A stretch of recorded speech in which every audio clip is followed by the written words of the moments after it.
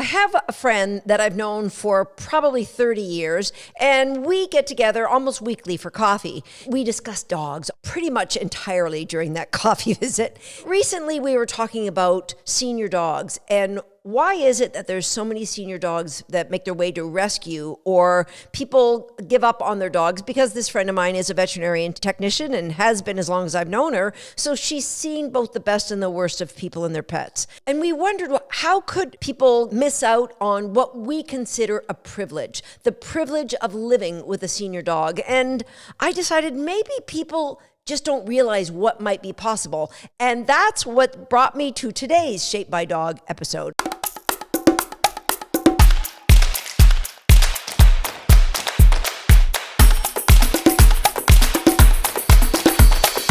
Hi, I'm Susan Garrett. Welcome to Shaped by Dog. I'm going to share with you today what I consider the 4 pillars to giving your senior dog a life filled with fulfillment and purpose. But first, let's talk about what is a senior dog, because there's a lot of different definitions out there. Often people say, well, my dog is over the age of 7, therefore my dog is senior. And they will then start to adjust that dog's life based on a number. As the old saying goes, for us humans, age is just a number.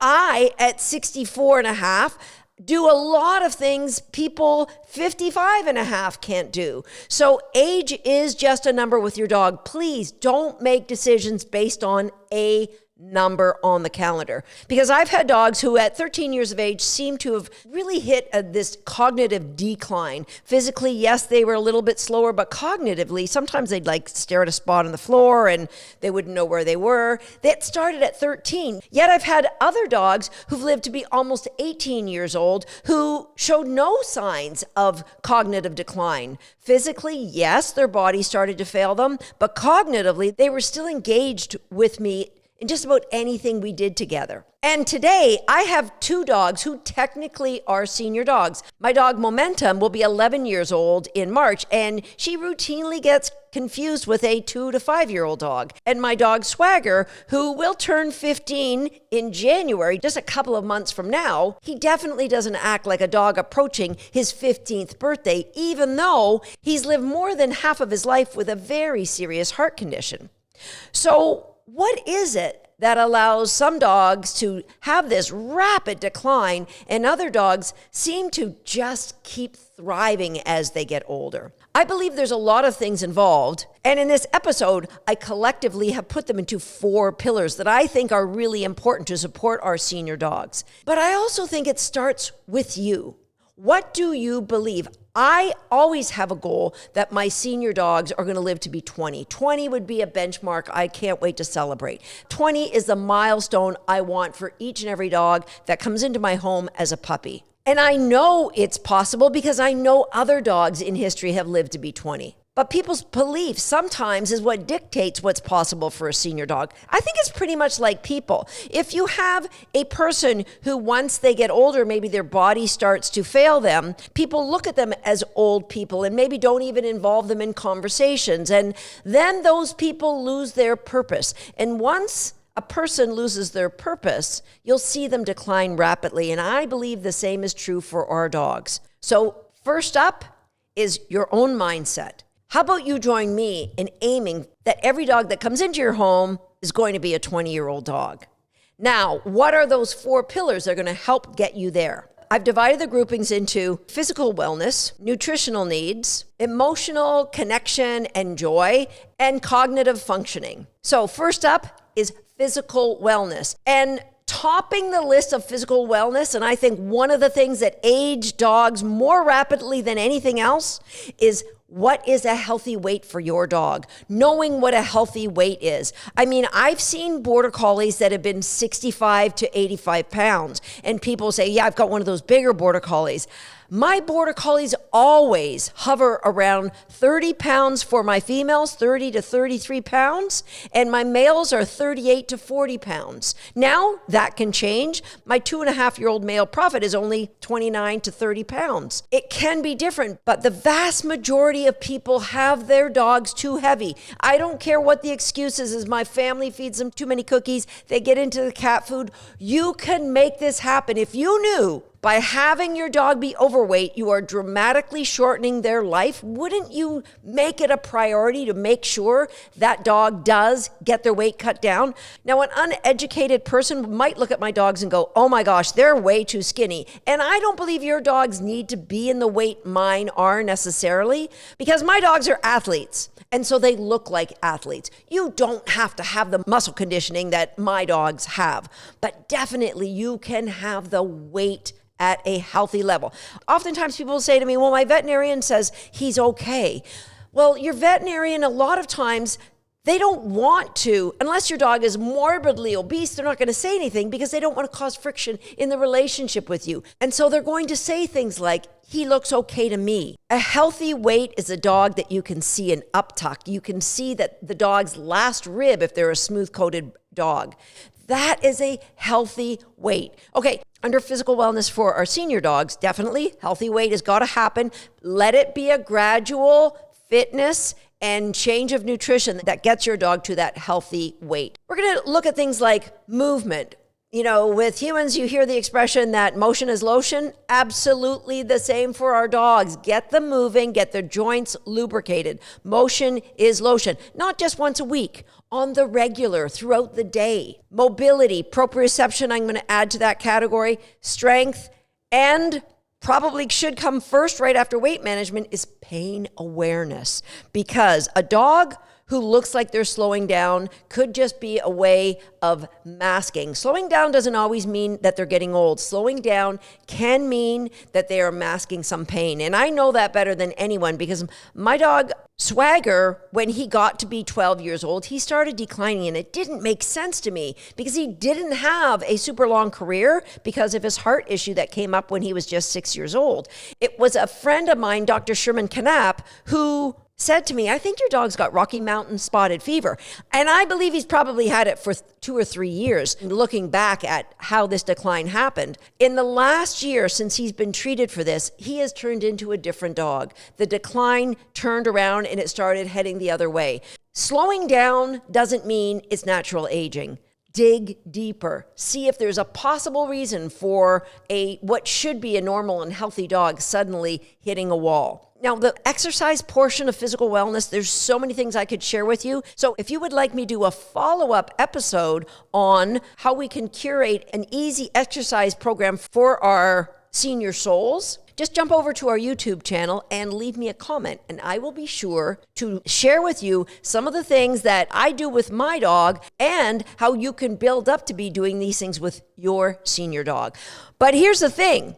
If you're listening to this episode and you have a 2-year-old dog or a 5-year-old dog, you can start now. You can start with a baseline. So I knew things that Swagger could do as a 2-year-old, and I used that as a baseline as he got older to see where his range of motion, where his strength has fallen down, so we can work on that. So if you would like to know what is included in what we call the OG flow or senior fitness around here, just leave a comment on this episode and I will be sure to fill you in.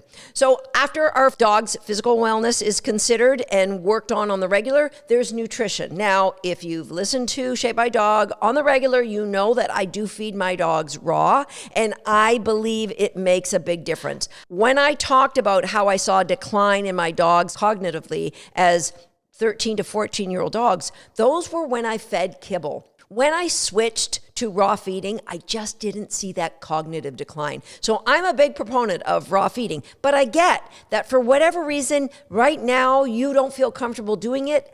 That's okay. Even if you add 10 to 20% fresh fruits and vegetables, lightly steamed broccoli, spinach, some berries are in particular, apples, bananas, if you can add 10 to 15%, take out a little of the kibble because we don't want to increase weight, and add some fresh fruits and vegetables, that alone is going to make a massive difference to your dog.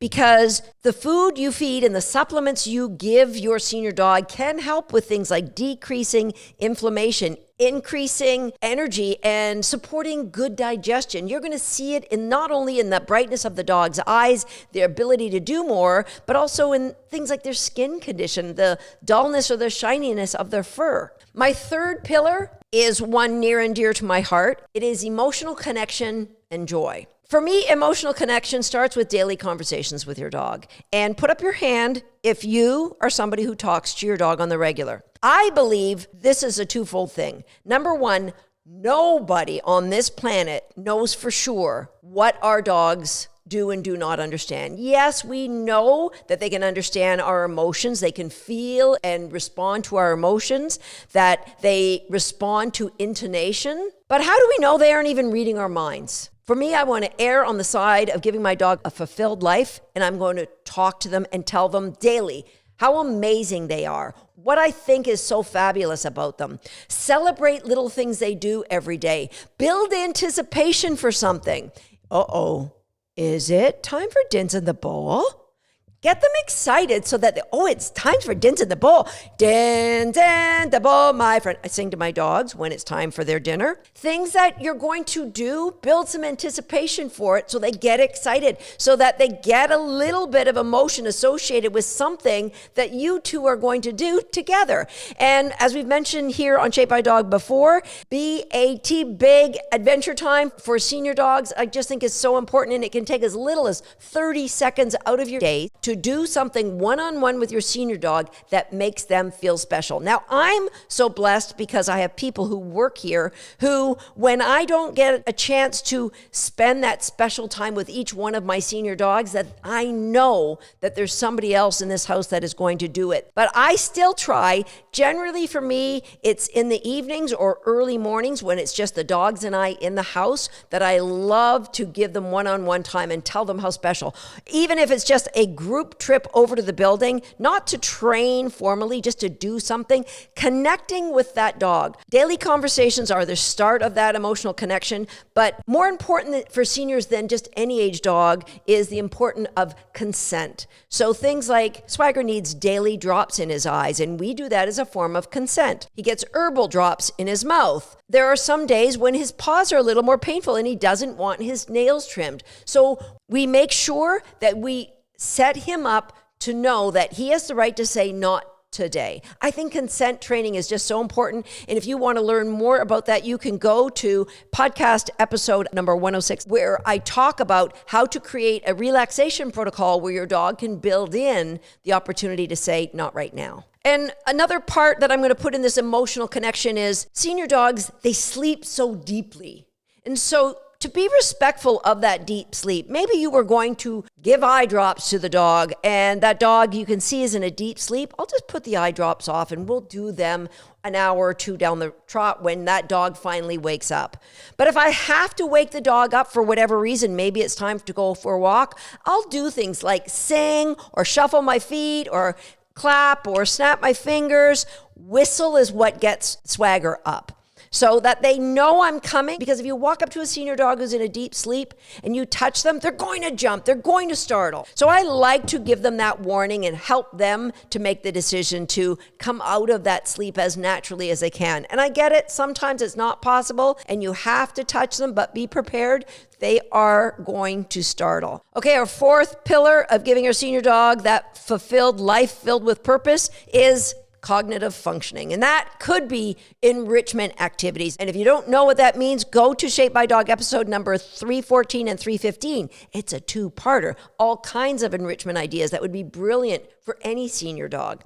It's things like daily celebrations of anything that the dog does well. It's creating cognitive resiliency by continuing to train your dog. Yes, for my senior dogs, a lot of that training happens in little parts of recollar games or homeschool the dog games, but it also can be part of your OG Flow fitness routine.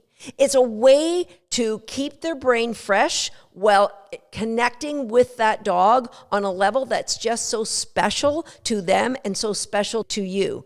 Training in a choice-based environment that is surrounded around games for these senior dogs, it increases confidence, it increases joy, and absolutely, it increases the connection you have with your dog. If you have a senior dog that you would love to start connecting with in this fun training, then I want you to write my team at wag@dogsthat.com. And in the subject line, I'd like you to write connecting with my senior. And then my team will give you the opportunity to join both Homeschool the Dog and WAG Nation. Why do I want you to join both? Because WAG Nation, we have a trick a month, and some of these tricks are absolutely perfect for senior dogs. And we have a library of tricks in there. Now, Homeschool the Dog is going to give you a structured program that's going to help your dog learn valuable games that both bring connection to you and help that dog feel an important part of your life. So that Homeschool the Dog and WAG Nation, that's normally just under $400, but because you're listening and you want a better connection with your senior dog, write our team and we'll give you the two of them for just $97. Okay, if you have a senior dog, first of all, celebrate. I hope that dog gives you reason to laugh every single day. But I have a challenge for you. I would like you to, over the next week, add one new enrichment activity. You can go to our Shape by Dog podcast to find some ideas. Have one big adventure time every day with your senior dog for at least 5 of the next 7 days, and keep track of that. And teach your dog something new. One new trick, one new game. And again, if you aren't sure where to start, just write the team, and we would love to have you and your senior dog as part of our thriving community. If you take me up on that challenge, jump over to this episode on my YouTube page next week and leave a comment to let us all know what you've done to create more fulfillment and more purpose to your senior dog's life. I'll see you next time right here on Shape by Dog. You see this? She's been like this ever since I told you weren't a subscriber to the page. She said she's going to stay like this until you hit that button. You might want to turn on the notification bell as well, so you'll never miss another video from us. And if you're already a subscriber, that's for you. Go ahead, grab yourself a good reinforcement. We're waiting till we see some change of behavior. So sad. So sad.